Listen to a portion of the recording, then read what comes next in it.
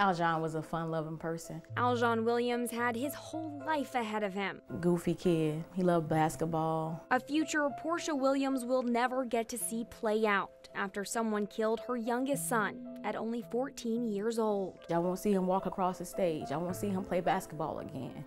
It happened January 2nd, 2016. We came here to my mother's house. On McClammy Street in the Creekwood community, Williams says she and her daughter were going shopping that day. He didn't really want to go with us out shopping. He didn't like shopping. He said that he was going to stay here, so I told him don't go outside.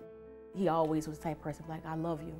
So I said, I love you too, but you make sure you listen to me. Then around 6:30 that night, can you please come now? I don't know what happened.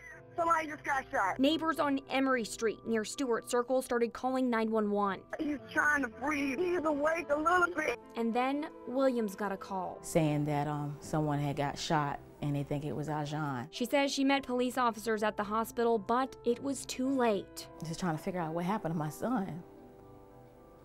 What happened to my son?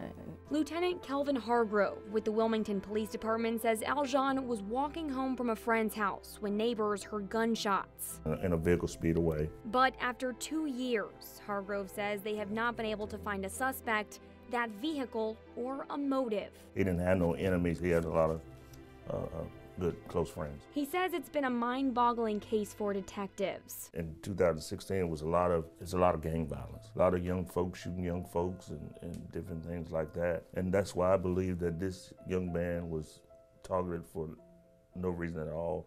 He was just in the wrong place at the wrong time. And it's a case that has rubbed him the wrong way. Because there's plans for everybody. There's a purpose in life. Purpose in life not to run the streets and act out or act like savages. Because whoever killed this young man was a savage, because he didn't value life. And to make it worse, the community is not talking. It's a no snitching policy, but when someone's life is taken, people need to speak up. People really need to speak up because we are not each other's enemies. Hargrove says it's a troubling trend. We have to stop this. We have to, because we don't stop it now, it's going to continue on, and we'll sit up here again looking at a 14-year-old that doesn't have a chance to fulfill his dreams. As for the person responsible for taking Aljhean's chance, I don't want them to think that they're going to just walk around free, because that's not going to happen. I'm going to get justice for my son. Williams says there is no chance her son's murder will remain unsolved.